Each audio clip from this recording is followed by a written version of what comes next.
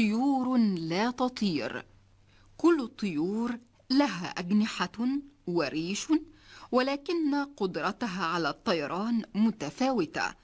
فهناك طيور تطير في الفضاء، تعلو وتهبط وتتنقل هنا وهناك، فوق الأشجار وعلى الشواطئ، وبعضها يقف على قمم الجبال العالية. أهلا بكم أحبائي تلاميذ الصف الرابع الابتدائي ومادة اللغة العربية الترم الثاني، وأول درس أحبائي طيور لا تطير.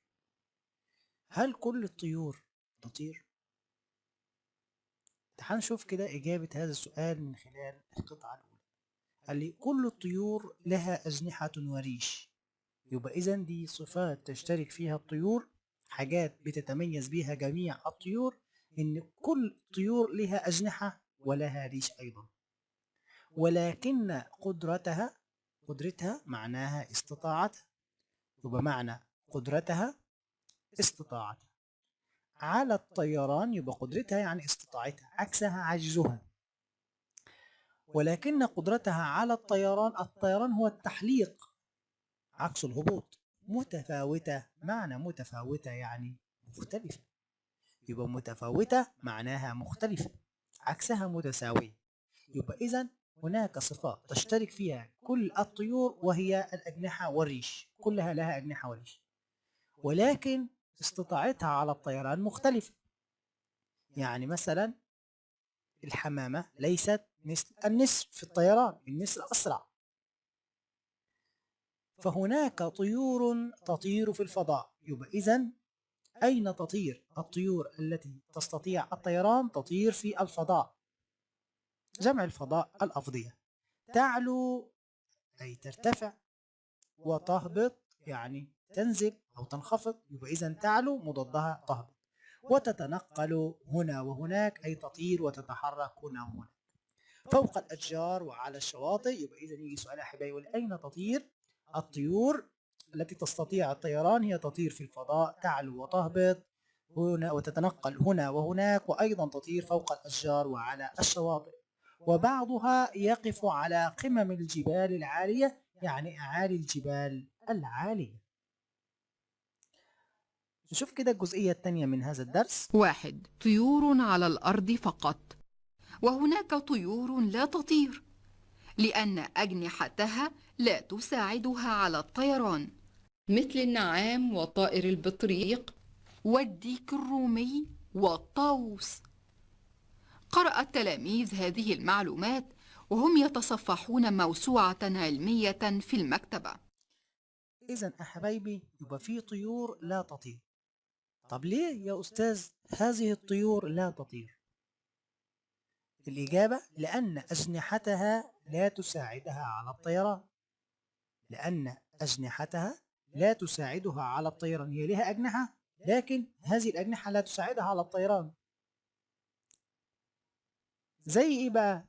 يا ترى إيه الأمثلة من الطيور التي لا تطير؟ هي طيور لها أجنحة وريش ولكن لا تطير. لماذا لا تطير؟ لأن أجنحتها لا تساعدها على الطيران. زي إيه بقى الطيور التي لا تطير؟ طائر النعام، وطائر البطريق، والديك الرومي، والطاووس. دي الطيور التي لا تطير.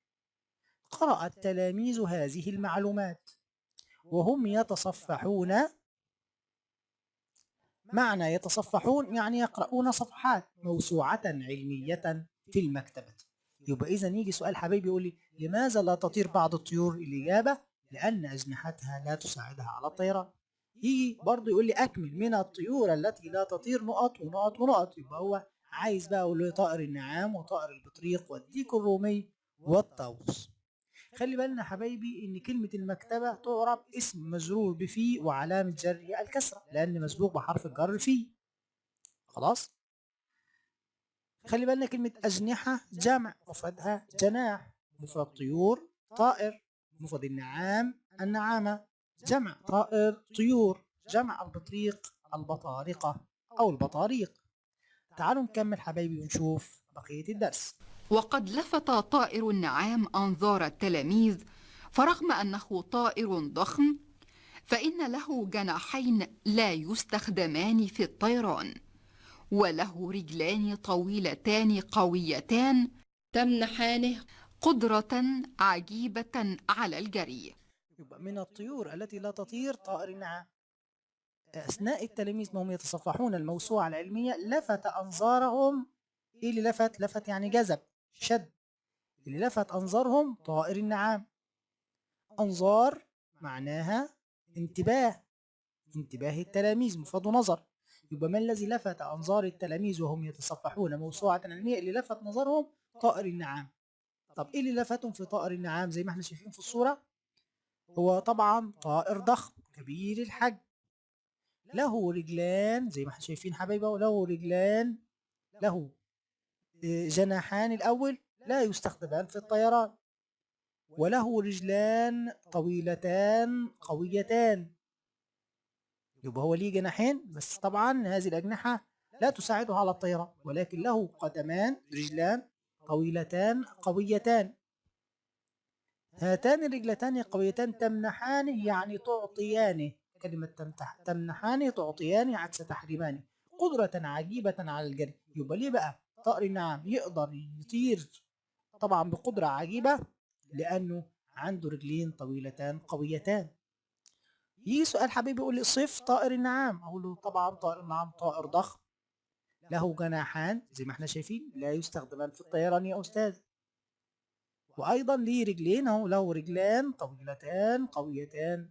الرجلين دول تمنحانه تعطياني قدرة عجيبة على الجري. طب نكمل ونشوف بقية الطيور التي لا تطير. وطائر البطريق أيضا لا يطير، ولكنه ماهر في السباحة وصيد السمك، وله قدمان قصيرتان وجناحان صغيران.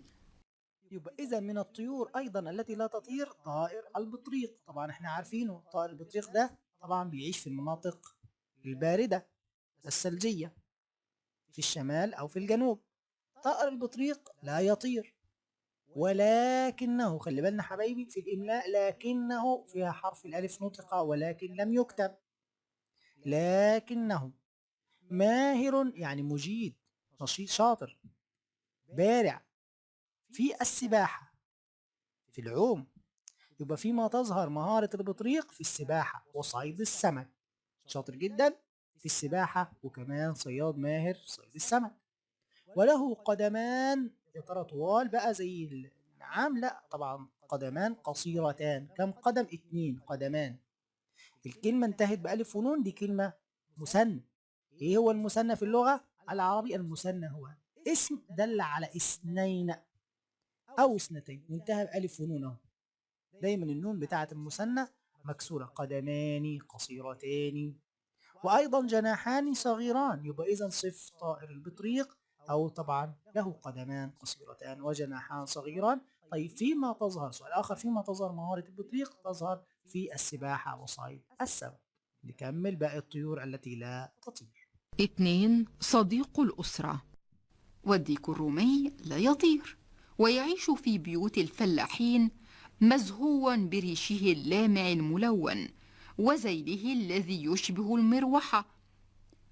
أما الطاووس فهو طائر وهبه الله ذيلا جميلة وريشا ألوانه عجيبة، فتبارك الله أحسن الخالقين. حبايبي من الطيور التي لا تطير أيضا الديك الرومي. الديك الرومي لا يطير. طب أين يعيش الديك الرومي؟ طبعا الفلاحين بيحبوا يربوا الديك الرومي، ويعيش في بيوت الفلاحين مزهوا يعني مختالا فخورا، في صفة طبعا يعني الفخر والاختيال، ويمشي فخور وفرحان بريشه اللامع، ريشه الملون البراق، وذيله الذي يشبه المروحة. خلي بالك الذي ده من الأسماء الموصولة، الذي من الأسماء الموصولة. وخلي بالك الذي نطقت باتنين لام ولكن كتبت بلام واحدة، الذي والتي والذين.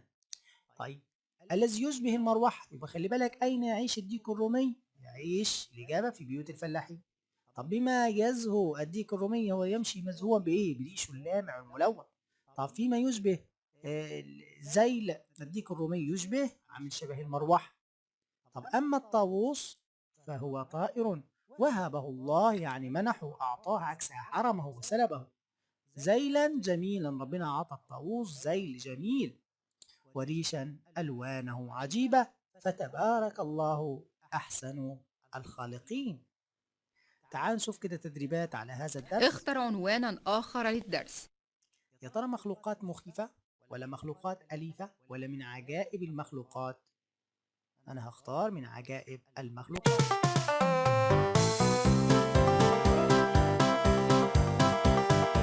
ما الصفات التي تشترك فيها الطيور؟ التي تشترك فيها الطيور، أنا سامع حد قال لي كل الطيور لها أجنحة وريش وأيضا تبيض. دي معلومة جديدة، كل الطيور لها أجنحة وريش وتبيض. ماذا يعجبك من هذه الطيور؟ أنا عجبني كل الطيور اللي في الدرس. عجبني طائر النعام مثلا، طاووس شكله جميل، ألوانه جميلة، ذيله بديع اللون، وأيضا الديك الرومي. اذكر أهمية الطيور للإنسان. طب هل الطيور مهمة للإنسان؟ احنا طبعا بنربي طيور.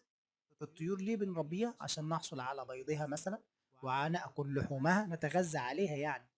فهو قال لي أهو يستفيد الإنسان من تربية الطيور بأكل لحومها، هي من الأغذية الهامة للإنسان. كمان بيربيها للزينة زي الببغاء والبلبل والكروان والكناري. اسحب الإجابة الصحيحة مما بين القوسين. مرادف تعوم، تسبح، تغرق، تقفز.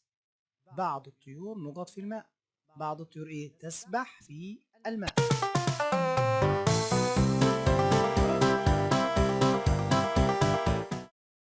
السؤال اللي بعده، مرادف متفاوتة، احنا قلناها في الشرح، متفاوتة متشابهة ولا مختلفة ولا متجانسة؟ يعني انا سامع حد شاطر قال لي يا استاذ مختلفة، قدرات الطيور على الطيران.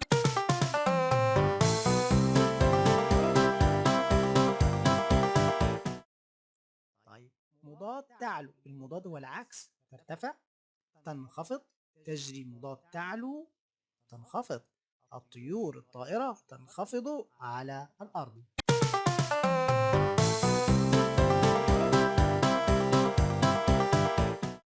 طيب. مضاد تقف، تجلس، تهبط، تهرب، عكس تقف. يقول لي التلميذة نقط إلى مكتبها. التلميذة فعلا تجلس إلى مكتبها.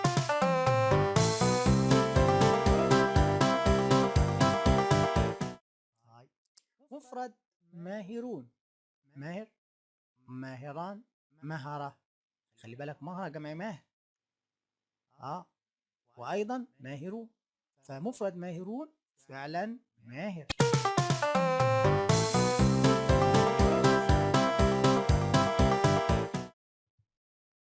مفرد الفلاحون، الفلاحة، الفلاحان، الفلاح، طبعا الفلاح.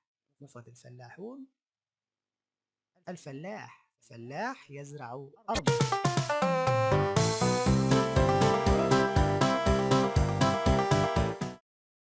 جمع طائر، طائران دي يا أستاذ مثنى، أنت قلت لي إن المثنى اسم دل على اثنين أو اثنتين وينتهي بألف ونون أو ياء ونون. طائران. طب طيور، طائرة، صح كده، يبقى مفرد. جمع طائر طيور، هذه طيور في الفضاء.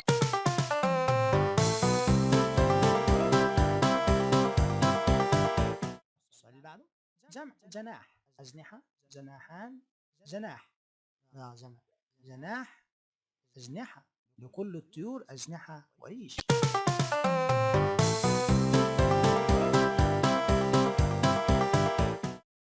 أكمل لتحول الجملة الاسمية إلى فعلية والجملة الفعلية إلى اسمية. مطلوب إن أنا أحول الجملة الاسمية إلى فعلية والفعلية الاسمية. تطير الطيور في الفضاء، يبقى إذن أقول إيه؟ الطيور تطير في الفضاء.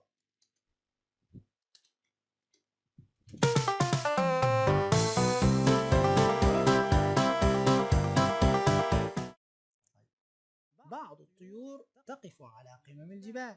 أحولها دي جملة اسمية، تبقى إزاي بقى جملة فعلية؟ فعلا تقف بعض الطيور على قمم.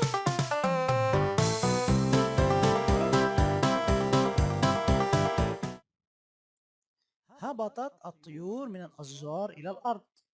طبعا دي جملة فعلية مطلوب إن أنا أحولها إلى جملة اسمية، يبقى الطيور هبطت من الأشجار إلى الأرض.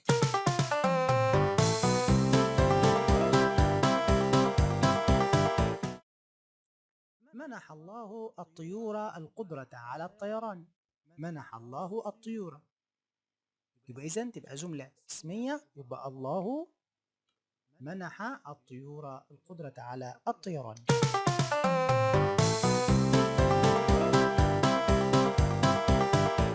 أي التعبيرين في رأيك أجمل ولماذا؟ مين الأفضل؟ أسلم النعام ساقيه للريح، ولا النعام له قدرة عجيبة على الجري؟ أسلم النعام ساقيه للريح، ولا النعام له قدرة عجيبة على الجري؟ طبعا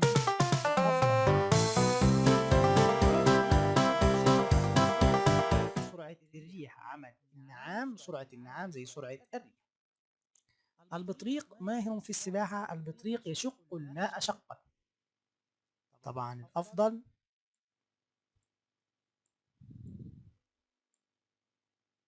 البطريق يشق الماء شقا. هو ده التعبير الأجمل لأنه صور قوة وسرعة سباحة البطريق في الماء. صور قوة وسرعة سباحة البطريق في الماء أنه يشق شقا، يشق الماء شقا. الطيور تسبح في الفضاء. الطيور تطير في الفضاء. طبعا الأفضل تسبح.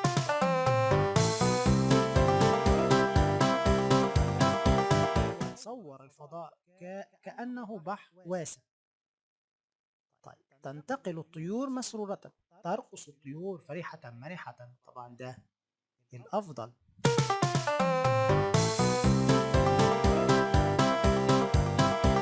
حبايبي هو الأجمل لأنه صور حركة الطيور وهي تعبر عن فرحتها بالرقص.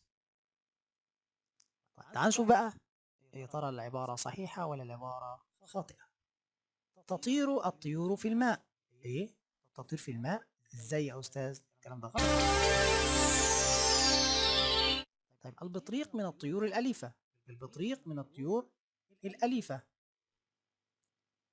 طيب تعال نشوف كده. الطيور المنزلية ليست لها فائدة. طبعا الكلام ده غلط، احنا بنستفيد منها. تدمر الإنسان والطيور. العبارة صحيحة. طيب هنا بيقول لي متساوية، بيقول اسحب الإجابة الصحيحة مما بين قوسين. متساوية، مختلفة، ضعيفة. قدرة الطيور على الطيران ترى متساوية ولا مختلفة ولا ضعيفة؟ قدرة الطيور على الطيران طبعا مختلفة مش متساوية.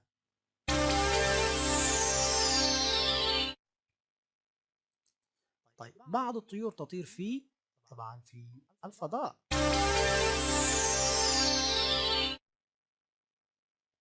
بعض الطيور لا تطير مثل الغراب ولا النعام ولا الحمام. طبعا الغراب طائر يطير والحمام أيضا طائر يطير، أما النعام هو طائر لا يطير. بيقول لي أسماع التلاميذ، أنظار التلاميذ، أحاسيس التلاميذ. بيقول لي لفت طائر النعام أنظار التلاميذ. شكرا لكم حبايبي تلاميذ الصف الرابع الابتدائي. انتظروني في فيديو آخر إن شاء الله. هجيب أسئلة كثيرة جدا على هذا الدرس، درس طيور لا تطير. ما تنسوش تدعمونا باللايك.